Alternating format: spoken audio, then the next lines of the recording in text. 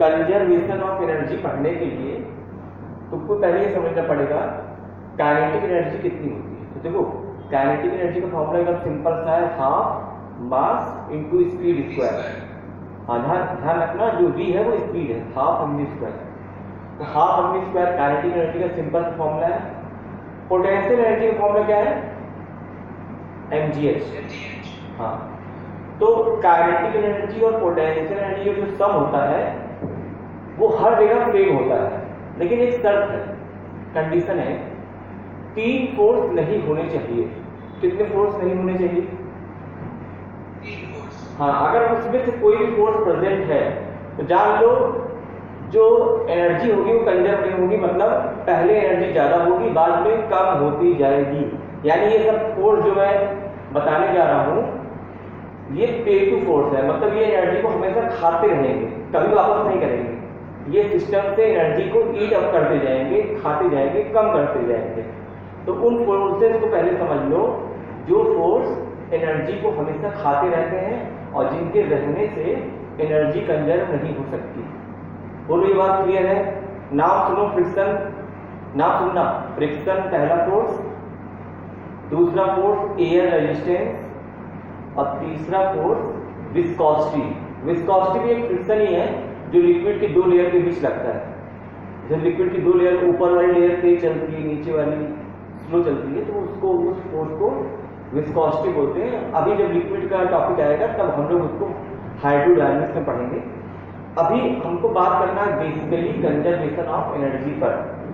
तो जब friction, basically friction और एयर रेजिस्टेंस पे ध्यान दो, अगर ये दोनों फोर्स रहेंगे तो जान लो एनर्जी बाद वाली कम होती जाएगी। अब फ्रिक्शन से तो तुम अच्छे से परिचित होगे, घर्षण बल जो जमीन पर जब कोई ब्लॉक स्लाइड करता है तो लगता है फ्रिक्शन, फ्रिक्शन से सहमत होगे, जानते भी होगे। एयर रेजिस्टेंस भी जानते होगे, जैसे तुम साइकिल चला रहे हो दाहिने तो हवा तुम्हारे पर दबाव डालती है बाएं, अगर तुम साइकिल चलाते हो बाएं तो हवा तुम्हारे पर दबाव डालती है दाएं। तो जो एयर का रेजिस्टेंस है, रुकावट है, ये भी नहीं होना चाहिए और फ्रिक्शन भी नहीं होना चाहिए। अभी ये बताऊंगा कि इनके रहने पर कैसे हमको न्यूमेरिकल को अप्रोच करना है, लेकिन अभी ये जानो कि for the conservation of energy ये दोनों फोर्स एब्सेंट होने चाहिए, मतलब नहीं होने चाहिए। तो अब मान लो कि नहीं, कौन कौन से फोर्स नहीं है? फ्रिक्शन, फ्रिक्शन फोर्स नहीं है और एयर रेजिस्टेंस भी नहीं है। ठीक है, ठीक, तो ये दोनों फोर्स नहीं। तो अगर ये दोनों फोर्स नहीं होंगे तो जो काइनेटिक एनर्जी होगी और जो पोटेंशियल एनर्जी होगी, ध्यान सुनना, काइनेटिक एनर्जी घट बढ़ सकती है, पोटेंशियल एनर्जी भी घट बढ़ सकती है, लेकिन दोनों का जो सम होगा वो कांस्टेंट रहेगा। मतलब अगर काइनेटिक एनर्जी और पोटेंशियल एनर्जी की वैल्यू का सम 100 आ गया और ये दोनों फोर्स नहीं है, तो जान लो कि अब इन दोनों का सम 100 ही आएगा। जैसे मान लो ये 100 है तो ये 0 होगा, सम 100 आया। अब मान लो ये 0 है तो ये 100 आएगा, सम 100 आया। अब मान लो ये 75 है तो ये 25 आएगा। समझ गए होंगे ना, दोनों का जोड़ जो है वो कांस्टेंट रहेगा। बोलो ये बात समझ में आई? अब देखो, अब काइनेटिक एनर्जी तो हर बच्चा सिंपली सॉल्व कर लेता है, kinetic energy half mv square. Potential energy भी आप बेसिकली जानते हैं mgh। लेकिन अब समस्या ये आती है कि mgh में हाइट कहां से लें? जैसे कुछ लोग कहेंगे कि सर हाइट, ये सरफेस है जमीन, यहां से आप हाइट ले लीजिए। कुछ लोग कहेंगे नहीं सर इसके बाद का जो सरफेस है बाहर का वो और ढलान वाला है, तो हाइट आप h वहां से नापिए। कुछ लोग कहेंगे नहीं सर आप जमीन यहां मान लीजिए, अब यहां से हाइट h नापिए। तो ये h नापने में बड़ा विवाद है। तो इसका सलूशन ये दिया गया कि एक आप लेंगे रिफरेंस लाइन। क्या लेंगे? कौन सी लाइन? Reference line. एक आप लेंगे रिफरेंस लाइन। रिफरेंस लाइन आप कहीं भी मान सकते हैं। कहां मान सकते हैं? कहीं भी। तो मैंने यहां माना, जहां पर रेफरेंस लाइन होगा उस लाइन के ऊपर हर पॉइंट पर हाइट की वैल्यू 0 होगी। कितनी होगी? 0। रेफरेंस लाइन पर आप हाइट 0 मानेंगे, इसके ऊपर की हाइट को आप पॉजिटिव मानेंगे और इसके नीचे की हाइट को आप नेगेटिव मानेंगे। एक बार फिर से बोल रहा हूं, पोटेंशियल एनर्जी एमजीएस सॉल्व करने के लिए आप एक रेफरेंस लाइन सुविधाजनक, जहां पर आपको ज्यादा इजी लगे या जिससे आपका न्यूमेरिकल की इजीली लग जाए, इसको आप अपने मन से सिलेक्ट कर लीजिए कहीं भी। तो एक रेफरेंस लाइन बना लीजिए, उसके ऊपर की हाइट पॉजिटिव मानिए, उसके नीचे की हाइट नेगेटिव मानिए और इसके ऊपर जो हाइट आप 0 मानिए। बोलो ये बात समझ पाए? ये बात समझ पाए? ठीक। अब एक सवाल के माध्यम से, एक न्यूमेरिकल के माध्यम से तुमको समझाता हूं कि कैसे तुम कंजर्वेशन ऑफ एनर्जी लगाओगे। देखो, मान लो कि एक बिल्डिंग है और उसकी हाइट है h, कितनी? h। और इस बिल्डिंग पर एक m मास का पार्टिकल है। एक बच्चे ने उसको v स्पीड से ऊपर फेंका। m मास को कितनी स्पीड से फेंके? v स्पीड से, ठीक है। और इसको हॉरिजॉन्टल से मान लो 60 डिग्री पर फेंके। कितने डिग्री पर? 60 डिग्री। एक दूसरा पार्टिकल है, उसका मास 2m है। उसका मास कितना है? 2m। यानी पहले वाले का मास है m, दूसरे वाले का 2m, और उसको उसने v स्पीड से ही फेंका है। उसको भी उसने v स्पीड से फेंका है। बात समझना। लेकिन उसको कैसे फेंका है? हॉरिजॉन्टल, ऐसे। तो जिसको ऐसे फेंका है वो यूं जाएगा जमीन पर, और जिसको हॉरिजॉन्टल फेंका है वो यूं जाएगा जमीन पर। बोलो सही है? तो पहला जमीन पर जाकर कहीं स्ट्राइक करेगा, मान लीजिए यहां, मान लीजिए कहा अभी ये मतलब नहीं कौन आगे जाके स्ट्राइक करेगा कौन पहले, इससे मुझे बहुत मतलब नहीं है। पहला ये जा रहा है, ये वाला पहला वाला, और दूसरा वाला ये, दोनों की स्पीड v सेम है। बात समझ रहे हैं ना? तो दूसरा ये पहुंचा, पहला ये, दूसरा ये। अब आपको बताना ये है कि टकराने के बाद तो रुक जाएगा, टकराने के बाद कुछ नहीं बताना है। जमीन पर ये ऐसे गया, तो जब वो टकराने वाला था उसके जस्ट पहले इसकी स्पीड ज्यादा होगी या इसकी?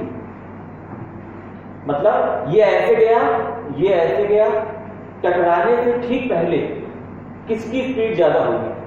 पहले वाले की या दूसरे वाले? यही आपके सवाल का आंसर आपको देना है। बोलिए, पहला वाला जमीन पर या दूसरा वाला जमीन पर कौन तेज टकराएगा? जमीन पर कौन ज्यादा तेजी से जाके हिट करेगा? इसी का आंसर दे दीजिए बस। दोनों की वेलोसिटी से। देखो यार, देखो अच्छी बात करो ना। देखो दोनों की स्पीड सेम है। क्या सेम है?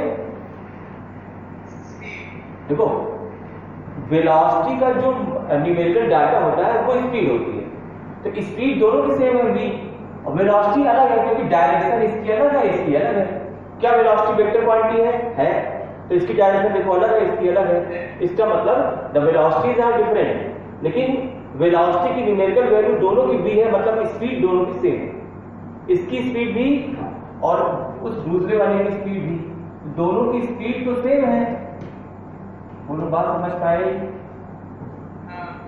तो तुमको बताना है पहला वाला जमीन पर या दूसरा वाला जमीन पर कौन जमीन पर तेजी से टकराएगा। तो इस सवाल के माध्यम से मैं तुमको कंजर्वेशन ऑफ एनर्जी समझाता हूं कि जहां चीजें कठिन हो जाती है वहां पे कितना ये हेल्प करता है। मतलब देखो, जब से कोई न्यूमेरिकल तुम लगा रहे हो प्रोजेक्टाइल मोशन का या स्प्रिंग मास का या मैकेनिक्स करना हो कि वो मान लो इलेक्ट्रोस्टैटिक में कोई सवाल है, तो कंजर्वेशन ऑफ एनर्जी का ऐसा आपके पास टूल है फिजिक्स में जिससे आप इजीली उस टॉपिक से अगर जंप करके कंजर्वेशन ऑफ एनर्जी चले जाइए तो आपका सवाल इजीली लग जाता है। अब ध्यान से चलिए इसको लगाते हैं। मैं पूछूंगा, मुझे बताना, मुझे बताओ इस पॉइंट का नाम मैं रख रहा हूं यहाँ पर ए, जहां पर ये पहला वाला टकराया है इसका नाम बी, ये ए ये बी। तो मैंने कहा कि फ्रिक्शन नहीं है, एयर रेजिस्टेंस नहीं है, तो एनर्जी कंजर्व होगी। तो काइनेटिक एनर्जी और पोटेंशियल एनर्जी का जो जोड़ आएगा सम आएगा ए पर और जो आएगा बी पर, वो बराबर आएगा। अब देखो इस जमीन, यहां मान लेना जमीन है ये, तो इसके नीचे तो कुछ है नहीं, तो हर चीज ऊपर पॉजिटिव रहेगी, बोलो सही, हर चीज ऊपर है पॉजिटिव रहेगी। ए पर पहले वाले m मास की काइनेटिक एनर्जी बोलो, हाफ mv², बोलो सही बात, हाफ mv², प्लस इसकी पोटेंशियल एनर्जी बोलो mgh, बोलो सही। अब बताओ ए पर काइनेटिक एनर्जी आ गई, पोटेंशियल एनर्जी आ गई, टोटल एनर्जी आ गई। अरे भैया ए पर काइनेटिक एनर्जी कितनी होगी, हाफ mv², पोटेंशियल एनर्जी कितनी होगी mgh। अब जरा यहां बी पर मान ले रहा है टकराने से पहले इसकी स्पीड जो है vb है, ठीक ठीक है। जरा यहां पे इसकी काइनेटिक एनर्जी बताओ, हाफ mvb², बोलो सही है। और पोटेंशियल एनर्जी जीरो हो गई, यहां पे भाई रेफरेंस लाइन के ऊपर आ गया तो हाइट जीरो हो गई ना, तो mgh लिखेंगे तो जीरो आएगा। तो देखो इस पूरी क्वेश्चन में यहां भी मास है, यहां भी मास है, यहां भी मास है, कैंसिल हो गया। और यहां क्या बचा, हाफ v², यहां क्या बचा gh, और इधर क्या बचा, हाफ vb², सही है, बोलो। अरे ठीक है। अब अगर तुम दिमाग लगाओ, अगर दिमाग है थोड़ा सा तो तुरंत समझ जाओगे, जब तुम ये 2m के लिए लगाओगे तो क्या इनिशियल काइनेटिक एनर्जी होगी हाफ, यहां लिखोगे तो 2m into v², potential energy लिखोगे 2mgh। अरे यार यहां इसकी पोटेंशियल एनर्जी mgh होगी तो वहां m की जगह 2m लिखोगे ना, और यहां पर हाफ 2m इंटू vb², बोलो नहीं समझे। अब बताओ 2m फिर से इसमें नहीं कट गया, पूरा 2m हर जगह है, कैंसिल हो गया कि नहीं। तो जो अब बचा वो वही है जो इसके पहले वाले केस में आया था। तो क्या स्पीड यहां पर vb² जो आएगी और जो यहां स्पीड जो vc² आएगी वो बराबर नहीं आएगी। इसका मतलब जो जितनी स्पीड से v टकराएगा उतनी स्पीड से c टकराएगा, स्पीड सेम आएगी। बात समझ में आई, लॉजिक समझे कि नहीं, लॉजिक। तो कंजर्वेशन ऑफ एनर्जी कहां लगाएंगे, ध्यान रखना जहां फ्रिक्शन ना लग रहा हो, एयर रेजिस्टेंस ना हो। कैसे लगाएंगे, काइनेटिक एनर्जी और पोटेंशियल एनर्जी का सम कर लेंगे। काइनेटिक एनर्जी कितनी होती है, हाफ mv², पोटेंशियल एनर्जी कितनी होती है mgh। h कहां से नापेंगे, रेफरेंस लाइन से। रेफरेंस लाइन कहां लेंगे, जहां आपका मन, कोशिश ऐसा कीजिएगा कि जहां आप रेफरेंस लाइन लीजिए उसके ऊपर ही सारी डायग्राम बना हो, सबसे नीचे रेफरेंस लाइन लीजिएगा ताकि सब कुछ पॉजिटिव आए। अगर ऐसा नहीं करेंगे तो कैलकुलेशन में माइनस भी आएगा, अच्छा नहीं लगता। अगर आप ऐसा ना करके बीच में कहीं ले लेंगे तो नेगेटिव और पॉजिटिव दोनों आएगा, लेकिन ऐसा आपका तब भी सेम आएगा, ऐसा नहीं करते। बात समझ गए, बात समझ में आई। अब देखो, अब तो कोई सवाल दे रहा है, देखो एक धागे को यहां पर ऐसे बांध दिए, देखो भैया ये दीवार हो गई, हाँ बोलो भाई, ये दीवार हो गई मतलब सीधी हो गई। यहां इस पॉइंट को O मान लो, यहां से L लेंथ की, ये L लेंथ की एक रस्सी ले ली, कितनी लेंथ की, L लेंथ, और यहां पर M मास बांध दिए और इसकी वेलोसिटी 0 की।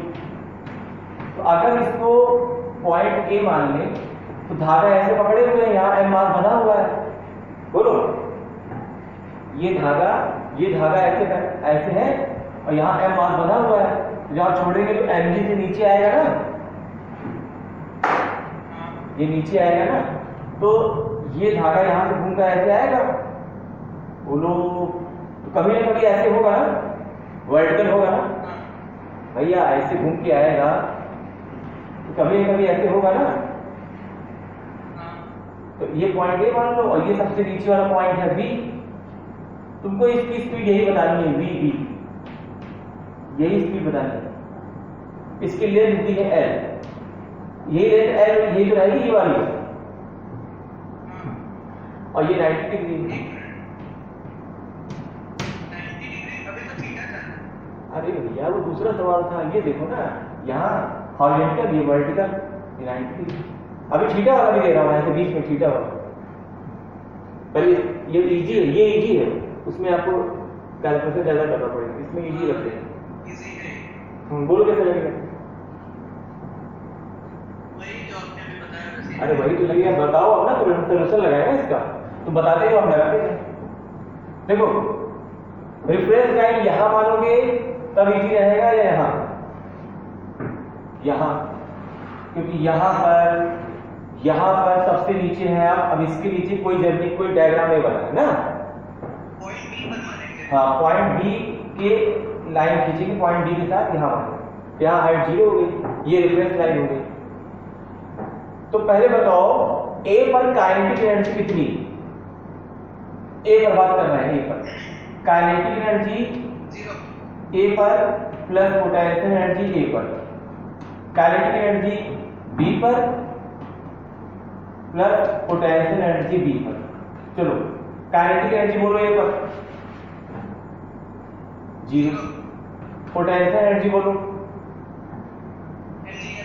mgl। देखो जमीन से आपको ये वर्टिकल हाइट देखनी है, तो mgh लिखा, ये पूरी हाइट होगी, और ये वाली हाइट वही होगी, तो ये वाली, तो mgl is equal to kinetic energy B पर बोलो, ये इसकी स्पीड vb है ना, half mvb square. Potential energy बोलो 0, क्योंकि हाइट 0 है। m से m कैंसिल, ये 2 इधर आया, vb square is equal to 2gl। बोलो तो vb कितना आएगा? अगर vb स्क्वायर आया 2gl, तो vb कितना आया? Under root 2gl। आया कि नहीं आया? बात समझ में आई?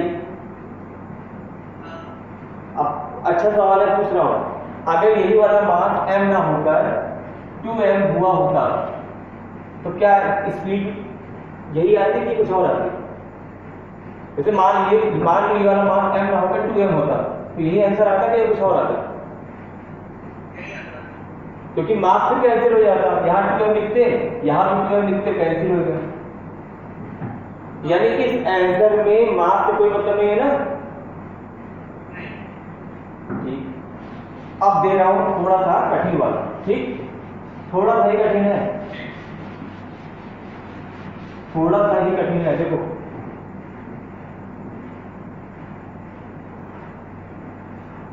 यहां पर सिर्फ इतना बता दो कि यहां तुमको स्पीड दी है, ए पर तुमको स्पीड दी है v, और